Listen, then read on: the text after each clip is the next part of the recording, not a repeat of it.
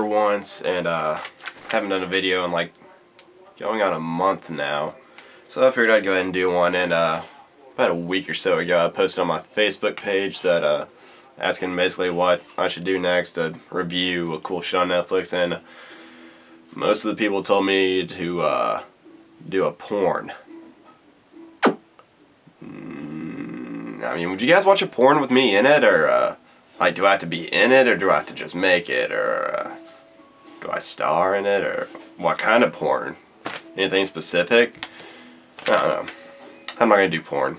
I don't think that's a good move for me at this point in my life to do porn. Yeah. But yeah, most people said that. Corey said, "Fuck yourself, Matt." Wow, I really hope that green screen thing works. Otherwise I'm gonna look stupid right there. But one person with a valid request, my sister asked me to do a cool shit on Netflix. So I'm gonna do that. Okay, first up I have on here Portlandia. And yeah, I'm reading off a paper. It's been a while. I'm not in my swing of video making.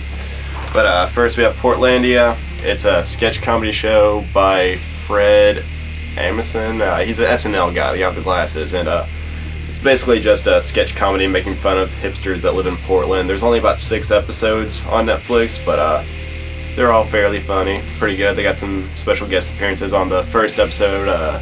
Steve Buscemi's in it, and it's pretty funny. Alright, next is Obscene. That's a documentary about Barney Rossett, who was a publisher during the 60s and 70s, and people were always getting onto his case for putting out obscene material, and he would go to court and defend it. Authors like William S. Burroughs and oh shit, Jack, who's the guy that wrote Hal? Whatever. But yeah, that's a pretty good documentary over him and censorship in general. Next is The Acid House, which is kind of an anthology thing. It's an adaptation of Irving Welsh stories, the guy that did Trainspotting, and I'd say it's about as good as the Trainspotting movie. I mean, you don't have Ewan McGregor in it, but it's pretty well acted. The stories are just as good, but Netflix went ahead and put subtitles on there because the accents are that thick. Crazy. Next, Louis C.K. He's got 2 stand-ups on there, and he's probably my favorite living stand-up comedian. The first one's called Shoot Up, and the other one's called Hilarious. They also have his TV show that was on FX for a while. It's I think it's just called Louis. Really good. My favorite stand-up comedian that's alive. Up next is a documentary called DMT, The Spirit Molecule, and it just showed up on my recently watched one day, so I can only assume Corey watched it. Fucking druggy. But DMT, for the uninitiated, is supposedly the chemical that your brain puts out whenever you die, and that's why it causes people to have like near-death experience, like seeing yourself going into the light or visions of hell. And you can have it abstracted from different kinds of plants and animals, so people smoking it's supposed to be like the most intense psychedelic. So if you're interested in stuff like that, that's pretty cool to check out. Oh, next is Bad Boy Bubby, and I think Ty from The Good, Bad, and Unusual was talking about this one day, and I found it on Netflix, so I watched it. It's kind of hard to describe. I think the best way to describe it is British Sling Blade, which sounds awful, but it's really good. It's basically this 35-year-old guy who's never been let out of his house, and his mother's really abusive and weird, and she like bathes him, and they have sex, and yeah, it's just weird. His social skills are like non-existent. His speech is very limited. He just repeats what people say. Alright, next is William S. Burroughs, The Man Within. Another very good documentary about William S. Burroughs, he's kind of like the G.G. Allen of the Beatnik authors. That's the best way I can describe him. But Dad, yeah, okay. I was looking. Just wait till I have all my expensive electronics out. Oh, I'm sorry. Yeah. Come here, Dexter. Dexter, get out. Get dishes. Come on, boy. I'll bring him out in a bit. Come on. That was my dad and my dog. Yeah, William S. Burroughs, the G.G. Allen of the Beatnik authors. He wrote Naked Lunch, which was later adapted by David Cronenberg. You can get that on Criterion. It was on Netflix for a while, but they took it off. I don't know why. or when they did it, but it's worth a watch. Next is Escanaba and the Moonlight. I watched this movie for the first time when I think I was a freshman in high school. My sister took me up to Murfreesboro to hang out at her then boyfriend, current husband. Current husband. That makes it sound like they're gonna get a divorce. Oh, I didn't mean anything like that. Her then boyfriend, now husband, Josh. We went to his apartment to hang out, and they showed me this movie because it was apparently a favorite of his family's, and it was written and I think it was directed by Jeff Bridges as well, and he stars in it. And no, Jeff Daniels, not Jeff Bridges. Ah, shit. I always get those two mixed up. Jeff Daniels. Yeah, not the dude. But it's about this guy that lives in a small town in Michigan, and it's practically Canada, really. And everyone in there hunts deer, and he's the only man who hasn't shot a deer yet, and he's like 35, and so like the entire town's ashamed of him. Whenever he walks down the street, people avoid him, and it's pretty funny. And there's like UFOs involved. It's just crazy, silly, stupid fun. Up next is How the Universe Works.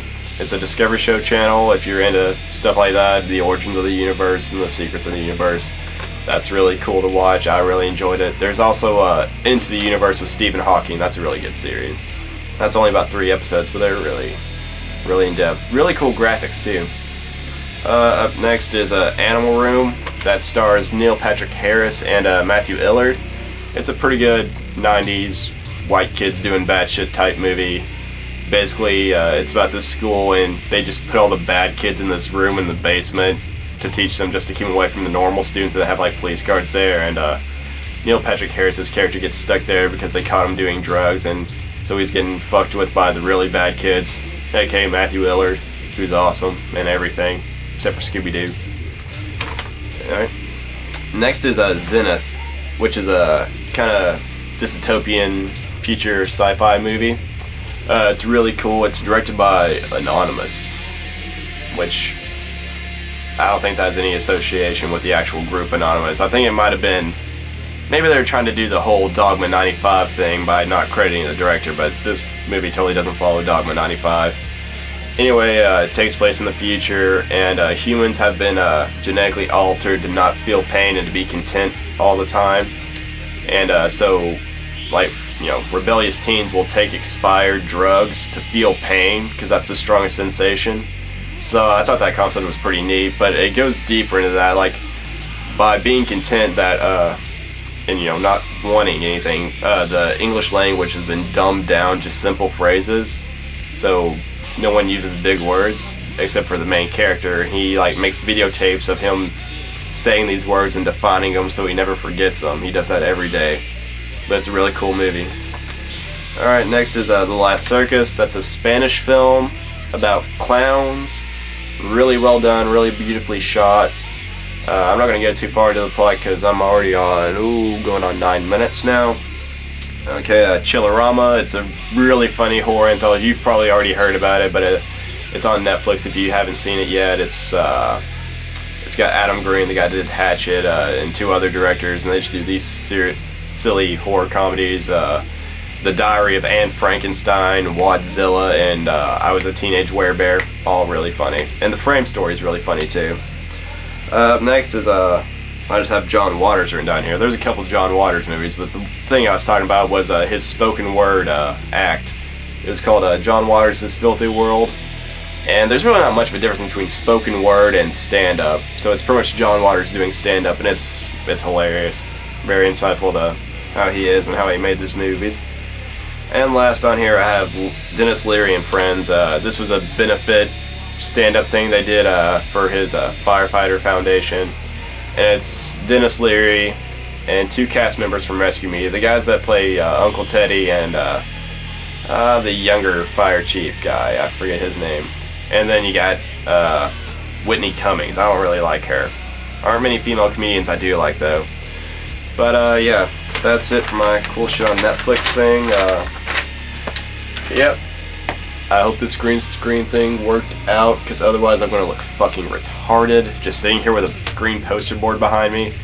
I know it's not going to look too good right now because I'm still getting used to it. I'm still getting used to my tripod, and I know it's not lit well, so there's gonna be like a dark shadow right about here. And I don't even know if I'm gonna have enough pictures to go with all these things. Or I'm even gonna keep a picture up there at all times. Well, either way, it doesn't matter. Oh! I'm gonna do a Q&A video. Yeah, so on this video, leave me questions if you're so inclined. Nothing's too personal. And, yeah, if I get enough of them, I'll respond. If I just get like 1 or 2, then I'll just type in a response. Okay, this has been Matt. Goodbye.